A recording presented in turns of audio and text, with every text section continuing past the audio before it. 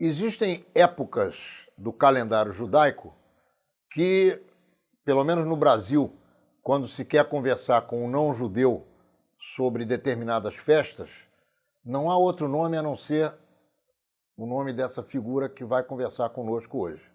André Chevitarese, historiador, professor de história, principalmente história das religiões, é também um escritor que escreve textos e livros ligando as religiões ao cinema e é uma figura que conhece tudo sobre os assuntos com os quais nós vamos nos encontrar agora. Tudo bem com você, meu queridíssimo André Chevitarese? Bem-vindo a Menorá na TV mais uma vez. Muito obrigado, Ronaldo, mais uma vez pelo convite. É sempre muito bom estar aqui e agradeço também o seu público por me permitir estar trocando ideias contigo e levando essas ideias para a casa deles. Menorá na TV, entrando no ar mais uma vez. André, hoje, daqui a pouco, começa o Natal.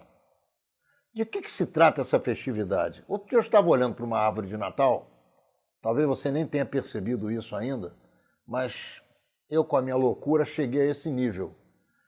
E concluí que a árvore de Natal nada mais é do que uma menorá ao contrário.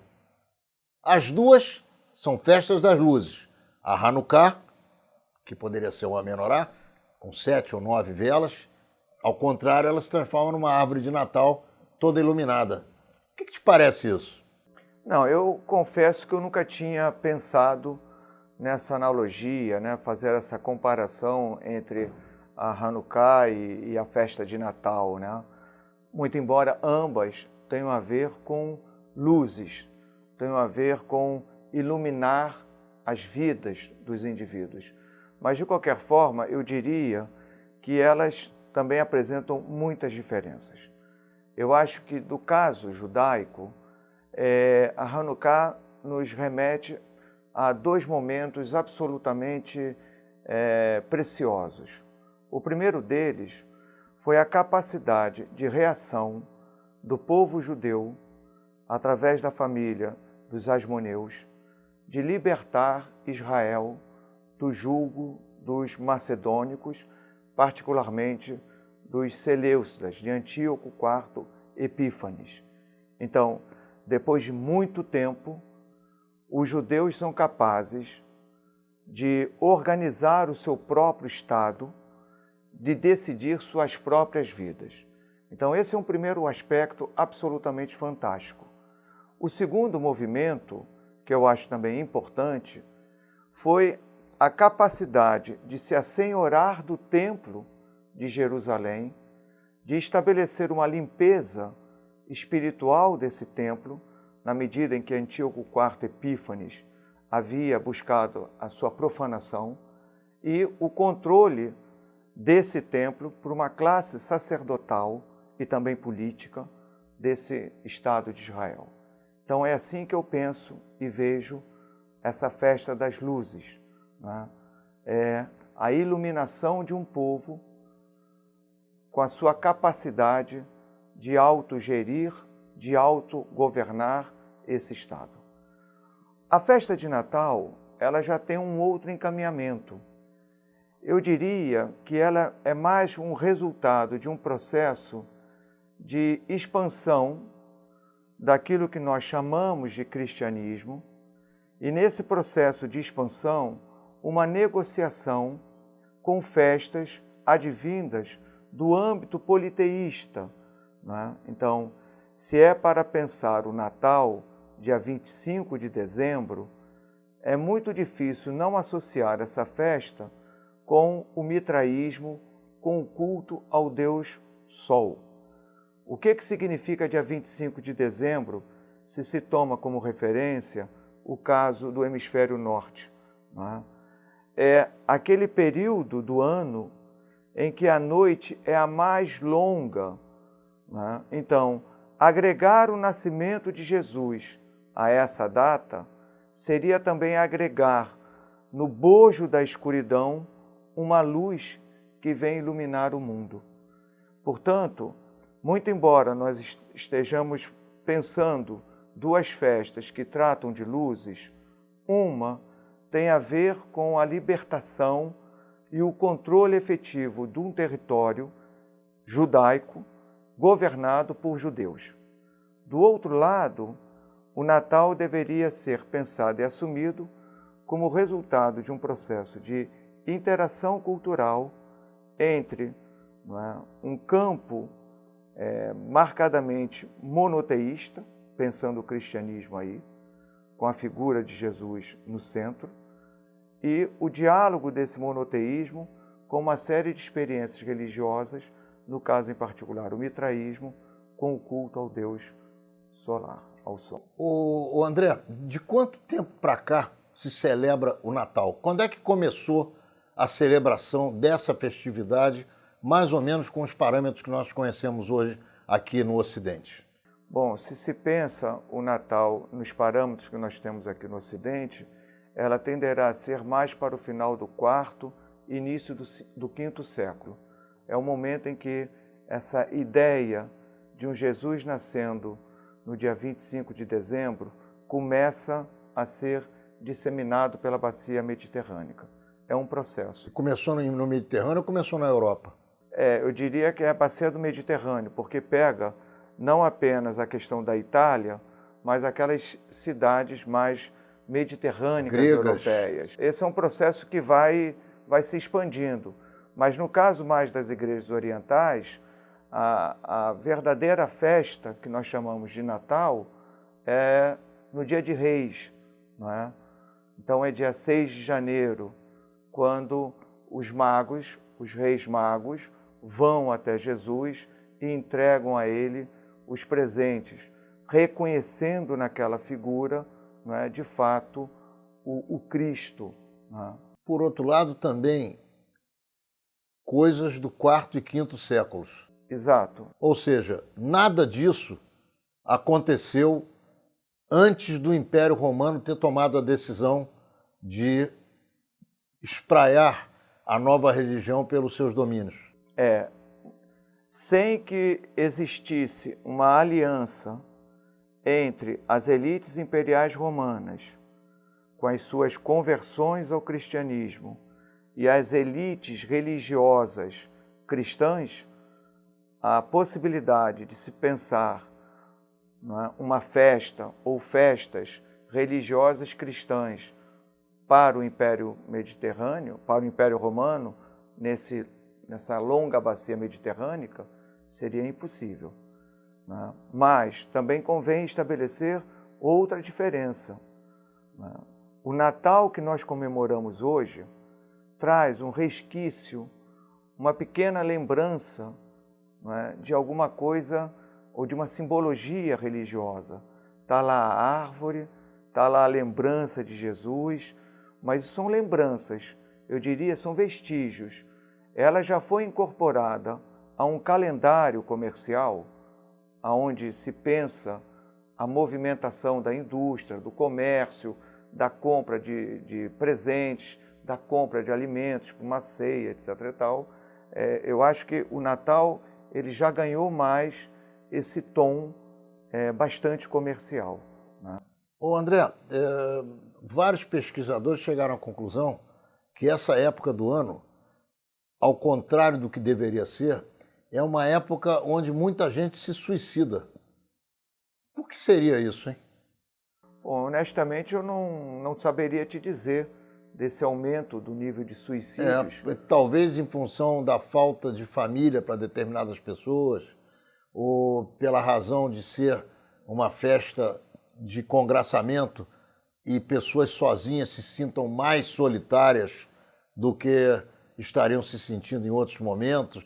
Pode até ser sim, porque, como eu estava observando, por mais que essa festa tenha ganhado um tom comercial, um tom que a prioridade é muito, muito mais o dar um presente, o dar uma roupa, etc. Tal, a ideia da ceia é também um momento raro de se congregar pessoas que até então, pela correria da vida, poucas vezes se encontram. Né? Então, eu imagino que para aquelas pessoas que se sentem absolutamente sós, pensando nos entes queridos que não estão mais ali, talvez isso possa ter esse desdobramento, né? Mas, de uma forma mais geral, outras festas também trazem essas situações, como o Dia dos Pais, Dia do Pai, Dia da Mãe. São festas que, a priori, mexem um pouco com os sentimentos, com lembranças de épocas melhores do que a que a gente está vivendo. Dentro da tua visão, do teu olhar, o que é que o Natal tem de bom e o que é que tem de ruim? O que ele tem de bom é essa capacidade de reunir pessoas em torno de uma mesa, não importa se a ceia é maior ou menor, mas reunir pessoas em torno de uma mesa para conversar, trocar ideias, celebrar uma festa. Isso é sempre muito bom. O que eu acho ruim é quando nós esquecemos, pensando, por exemplo, no Brasil, que nem todos os brasileiros são cristãos numa perspectiva mais ampla ou católicos numa perspectiva particular, que há outros grupos religiosos para além dos cristãos que aí se encontram, não é?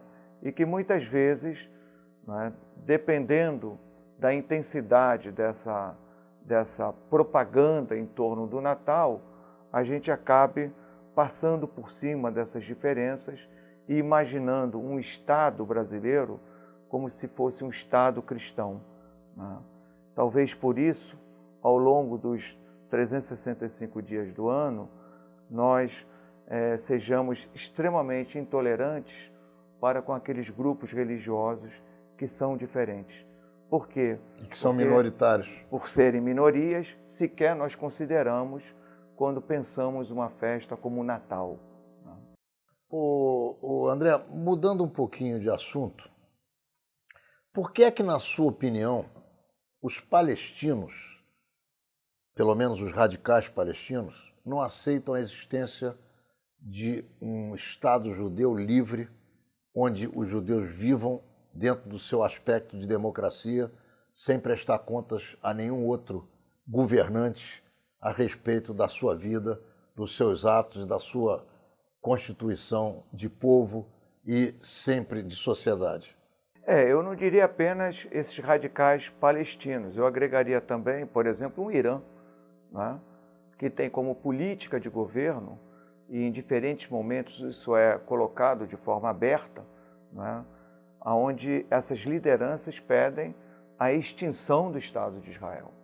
E eu acho que isso é em grande parte resultado do fundamentalismo religioso, um fundamentalismo que é capaz de cegar indivíduos, capaz de não reconhecer que o diferente precisa existir e que o diferente é necessário para que a vida seja mais plena, mais completa.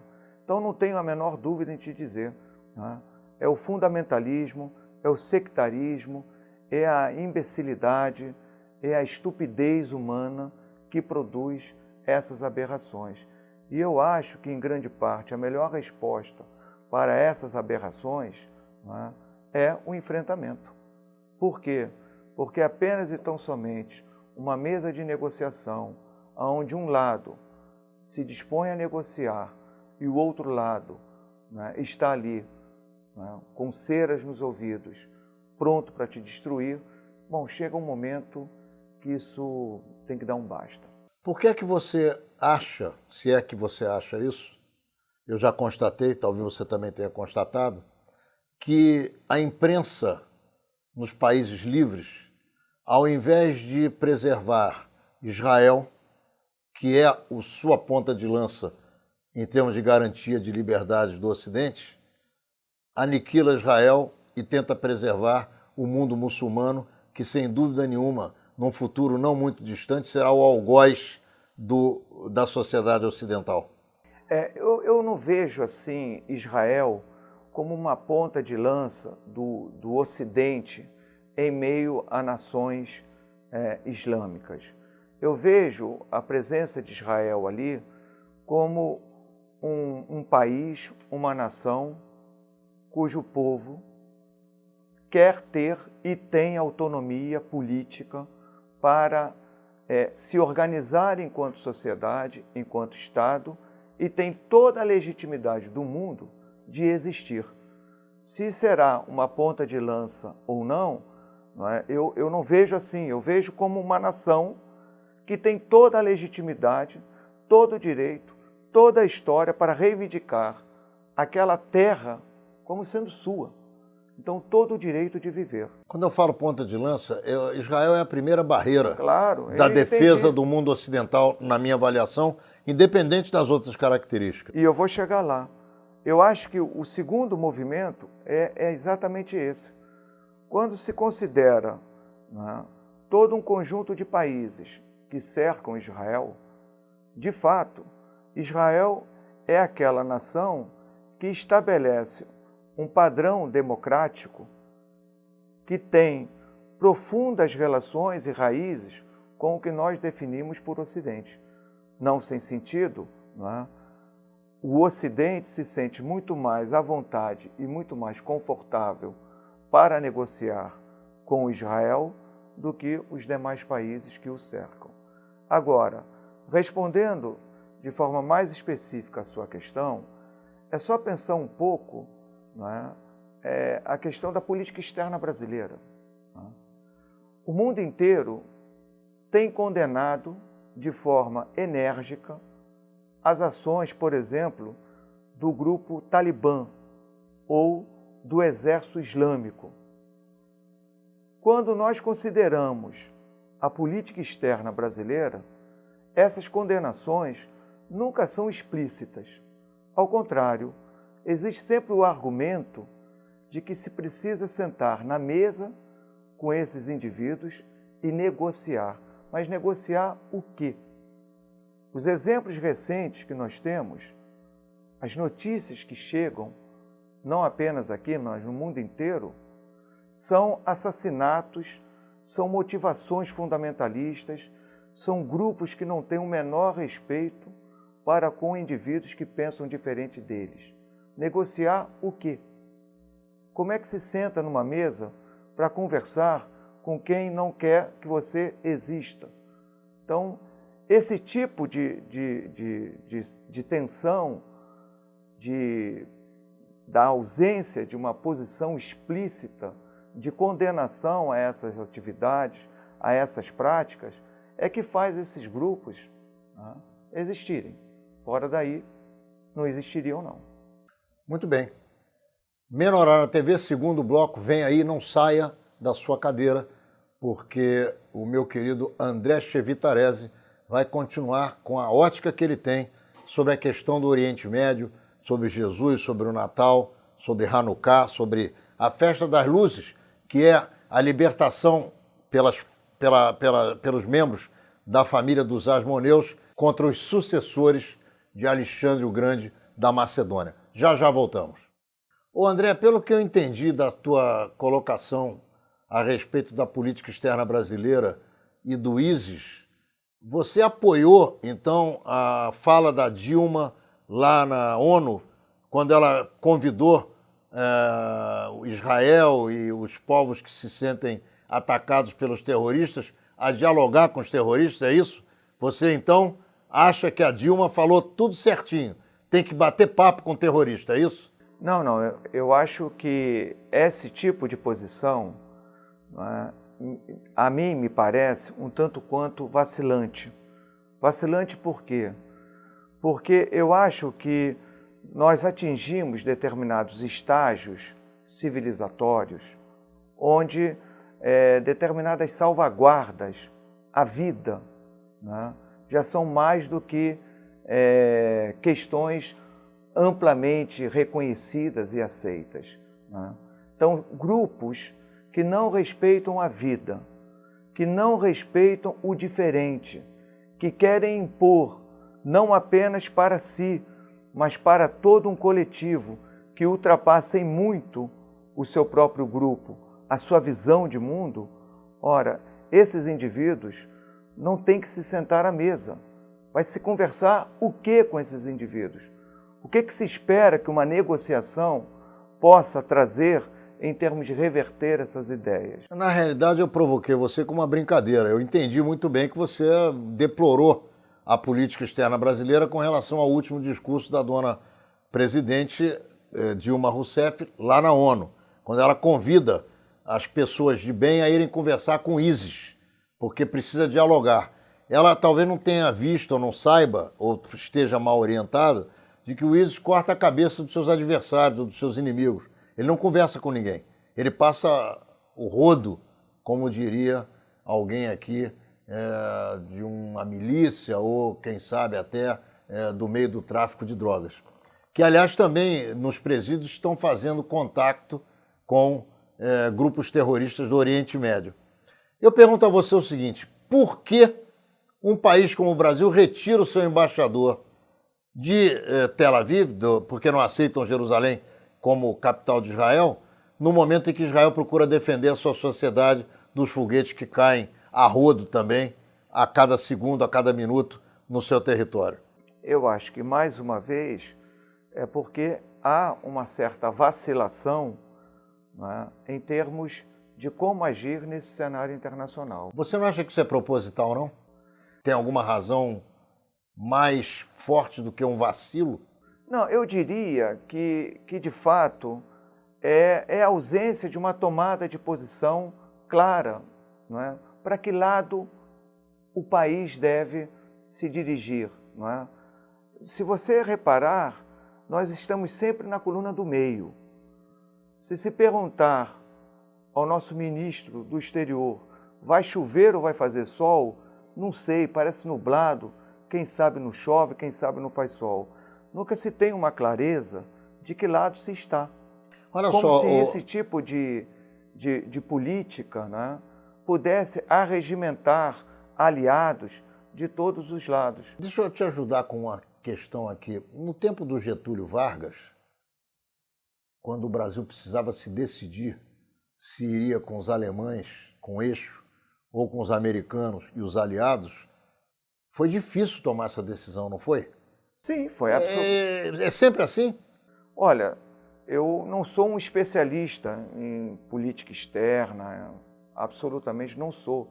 Mas, enquanto historiador, o que eu percebo, se eu tomo 50, 60 anos, 80 anos de análise, é sempre essa posição, não é? É ficar bem com todo mundo. Ora, mas chega em determinados momentos em que não dá para ficar bem com todo mundo. Não dá para se chamar, para se sentar numa mesa com indivíduos que querem te anular. Ou você conviver cotidianamente com uma ameaça que toda hora está caindo na casa do lado. E de repente é a tua casa que vai ser o próximo alvo. Como é que você convive assim? Como é que você cotidianamente pode organizar a sua vida, planejar a sua vida, planejar um futuro, com toda hora um foguete caindo na casa do lado? Eu acho que é impossível, porque um sujeito de bom senso vai pensar, bom, a qualquer momento vai cair na minha casa, então eu preciso reagir. Então, há situações em que se tem que ter uma posição mais clara. E eu acho que é esse o vacilar que eu me refiro, não é? Quer dizer, o momento que o país pode e deve se colocar, não é, como um interlocutor, mas deixando claro que condena atos terroristas, que condena o fundamentalismo, que condena toda e qualquer agressão à vida, essas ações não acontecem. Você acha que os negócios do Brasil com o mundo muçulmano, de uma certa forma, moldam a política externa brasileira na questão do conflito do Oriente Médio? Eu acho que sim, viu, Ronaldo? Se eu considero, se eu tomo as relações comerciais entre Brasil e Israel, né, e as relações comerciais entre Brasil e esses países muçulmanos, a balança comercial tenderá a reforçar muito mais as relações e os laços do Brasil com esses outros países do que propriamente com Israel. Certamente, né, quando o Ministério das Relações Exteriores toma uma posição vacilante, né, é porque ao mesmo tempo quer ficar bem na fita com ambos os lados. Mas eu temo que, se espremer, né, tenderá a ficar com os grandes produtores de petróleo, tenderá a ficar com os grandes consumidores de carne, de aves que nós exportamos. Curiosamente também, quando você pensa em Oriente Médio, tem gente que faz uma pergunta que eu vou fazer a você. Por que até 1967 nunca tremulou uma bandeira palestina em lugar nenhum? Gaza era ocupada pelo Egito e a Cisjordânia pela Jordânia. Não havia povo palestino, não havia uma bandeira palestina, um hino palestino, uma liderança palestina. Nunca houve uma revolta contra a Jordânia até esse momento e muito menos uma revolta contra o Egito. Por que será? Não tenho... Será que esse povo palestino é uma invenção? Não, eu não que tenho... agora não é, agora deixou de ser, que já é considerado um povo palestino, mas terá sido uma invenção com a finalidade de estocar Israel? Eu digo que a exacerbação de um povo palestino só emerge como o oposto ou em oposição à própria criação do Estado de Israel. Indiscutivelmente, então não há dúvida que a existência de um Estado de Israel, né, composto do ponto de vista étnico, né, de uma parcela de judeus, de árabes e de drusos, pelo menos são esses os grupos majoritários que compõem esse Estado, né, a própria existência de Israel faz com que, né, como oposição, uma ideia de palestinos, de um povo palestino que busca uma pátria, que busca um Estado para si, tenha sido exacerbado. A existência de Israel vai exacerbar a existência de um Estado palestino, de um povo palestino. No fundo, não há nenhuma preocupação com a existência também de um Estado palestino. Há espaço para um Estado palestino, mas desde que esse Estado seja organizado na premissa de que Israel precisa existir. Eu acho que essa é uma grande questão de fundo. Há grupos palestinos que continuam a recusar a existência do Estado de Israel. De novo, como pensar nesse Estado se, para que ele possa existir, Israel tenha que ser implodido? Isso é impossível de acontecer. E isso é uma das bases para que impeça, né, esse Estado palestino de existir. Voltando para a questão do Natal, você ligaria o hábito de oferecer presentes no Natal aos presentes que os reis, os magos, trouxeram à manjedoura? Não tenho a menor dúvida, né? Eu acho que como vestígios, como resquícios, quando se toma a decisão de comprar um presente e entregar esse presente para uma pessoa no Natal, é porque você reconhece no outro essa presença do Cristo, pensando numa perspectiva cristã, né? Você encontra no outro esse Cristo, tal qual os magos reconheceram naquele recém-nascido, né, aquele que seria o Messias na perspectiva cristã. O presente de Natal também recupera essa mesma história. Mas isso, eu acho que são vestígios, resquícios que vão ficando pela estrada, não é? Só mesmo com muito esforço, você lembra que toda essa correria do comprar o presente, de montar uma ceia, não é, tem a ver com algo que diga respeito a uma experiência religiosa. Eu acho que é muito mais um calendário comercial Não que isso seja ruim, não é? Mas se considera que a data não deveria ser comercial, não é? Então parece meio um contrassenso. Mas o dar o presente de Natal, de fato, é a lembrança, não é? Em ver no outro o Cristo. Muito bem. Já discutimos isso em programas de rádio. Você nos deu a honra de participar. Você acredita que a figura humana de Jesus tenha existido? Você acredita nisso? Sim, sobre isso eu não tenho a menor Você dúvida. não tem a menor dúvida? Não apenas eu, né, mas uma parcela gigantesca de pesquisadores, não necessariamente pesquisadores cristãos, pesquisadores ateus, pesquisadores de outros campos religiosos, né? Todos nós somos plenamente capazes de provar, de demonstrar, né, que a figura de Jesus de Nazaré é uma figura histórica, né? Essa é a questão-chave. Ela não é um mito, né? Muito embora a ideia de Jesus como um mito tenha sido também uma construção histórica do final do século XIX, né, é plenamente possível demonstrar que Jesus existiu. Nós estamos encerrando o segundo bloco de Menorá na TV com André Chevitarese. Nós estamos conversando sobre o Oriente Médio, sobre o Natal, sobre a festa de Hanukkah, que é a festa das luzes, que conta a liberação de uma nova pátria para os judeus contra os macedônios há 1000 anos, como diz o outro, há muito tempo atrás. Não sai daí. Já já voltamos e vamos tentar destrinchar, juntamente com o André Chevitarese, o que é que vai acontecer no futuro com o Oriente Médio. Já já voltamos.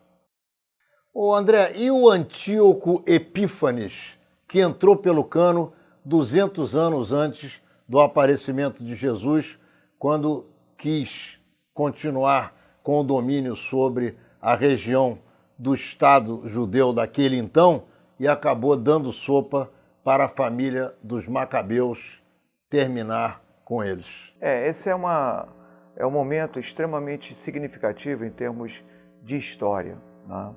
Porque o que nós entendemos hoje como o Estado de Israel, se nós pudéssemos remetê-lo, né, por volta aí dos anos 170, 160, antes da Era Comum, né, nós iríamos ver que esse território era uma importante passagem de rotas comerciais ligando Síria e o Extremo Oriente ao Egito e à própria África.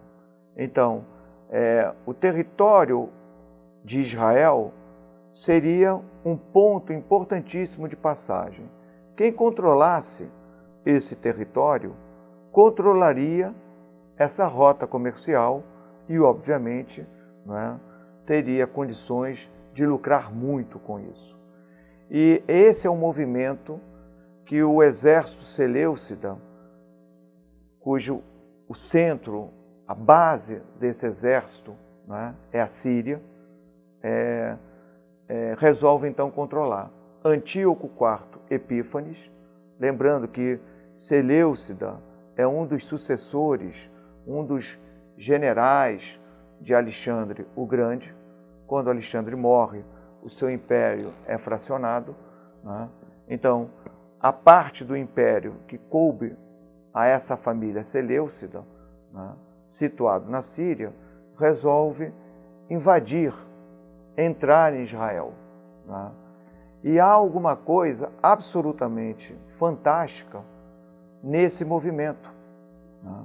Um exército extremamente poderoso para os padrões da época, né, vai ser confrontado com uma capacidade de mobilização por parte dos judeus, capitaneados pela família dos Asmoneus, né, que vão reagir a essa invasão e vão derrotar esse invasor. E isso é muito interessante. Se toma como uma cronologia, né, desde a época de Salomão até os asmoneus, Israel passou séculos sob a intervenção de povos estrangeiros.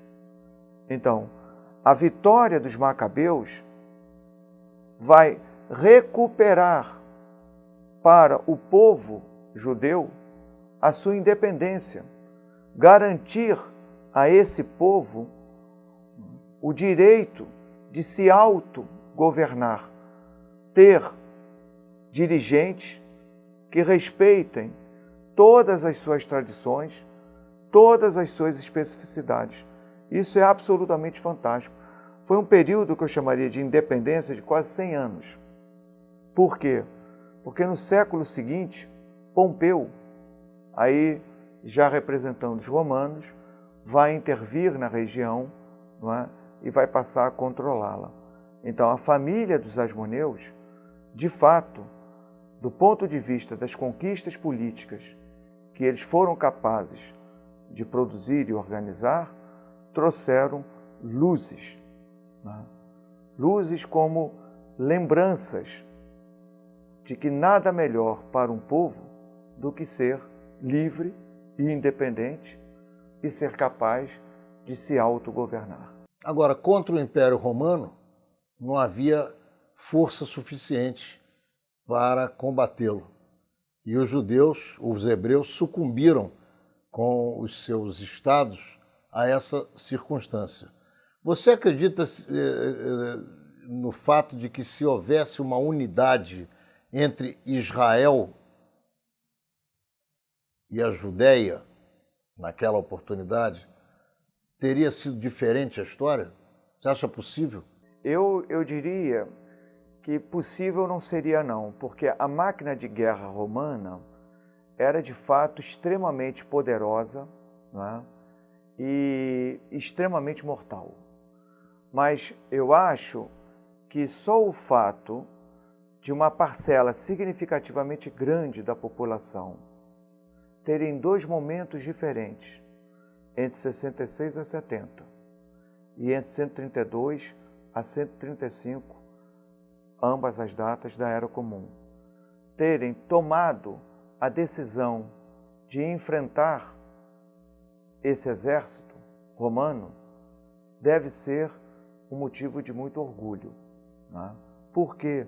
Porque o que estavam buscando era aquilo que os asmoneus haviam conquistado, o direito de serem livres, o direito de se autogovernarem. Agora, nenhum império, sejam os impérios antigos ou os impérios contemporâneos, existem, né, ou são capazes de sobreviver sem que existam alianças com as elites locais.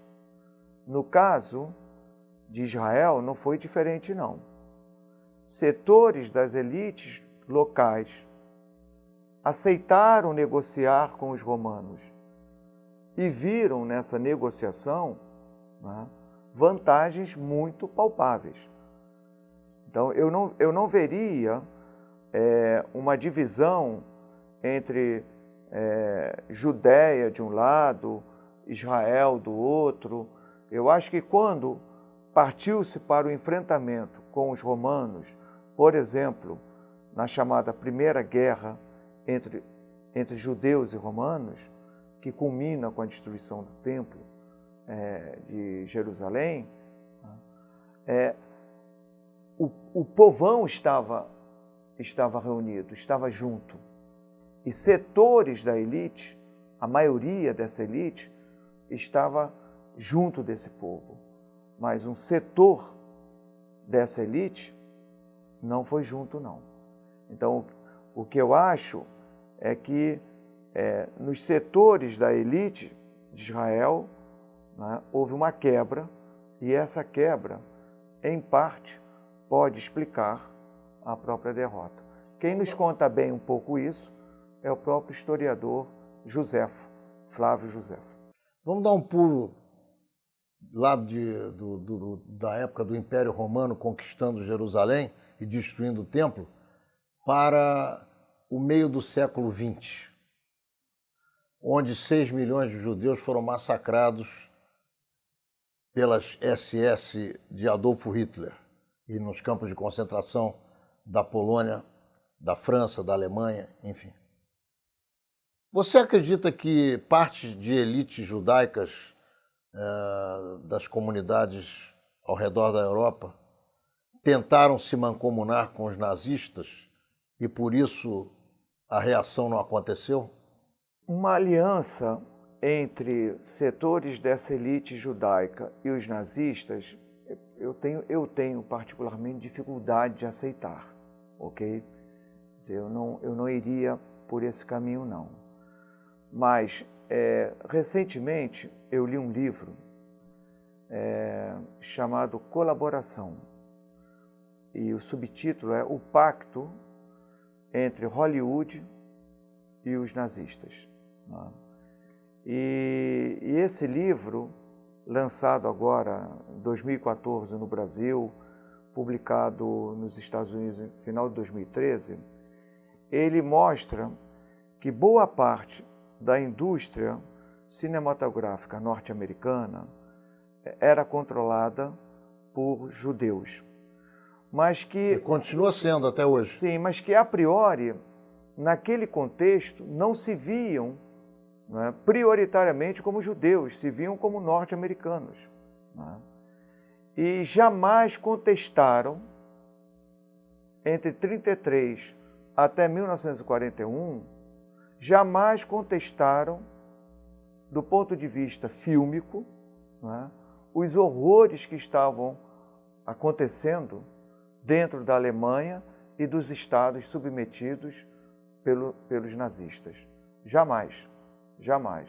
Ao contrário, né, admitiam, inclusive, que funcionários nazistas pudessem, nos Estados Unidos, intervir em determinados filmes, mandando que se cortassem determinados trechos para serem vendidos lá. Na Europa. Então, essa é uma situação que, se você me pergunta, bom, mas isso é uma proposta de uma elite apenas e tão somente interessada em ganhar dinheiro, bom, e que se dane os outros, eu não diria assim, não. Né? Essa tomada de consciência foi lenta, mas houve uma reação. Segundo esse livro, Colaboração, o primeiro filme efetivamente a denunciar claramente, né, o que aconteceu dentro da Alemanha e do entorno da Alemanha com os judeus é 1954, o Diário de Anne Frank, quando ele vai ser filmado. Né? Antes disso, né, as coisas são muito gerais, né, ficam muito no ar, nada é muito incisivo. Alguém poderia pensar, mas em 1940, Chaplin lança, né, O Grande Ditador.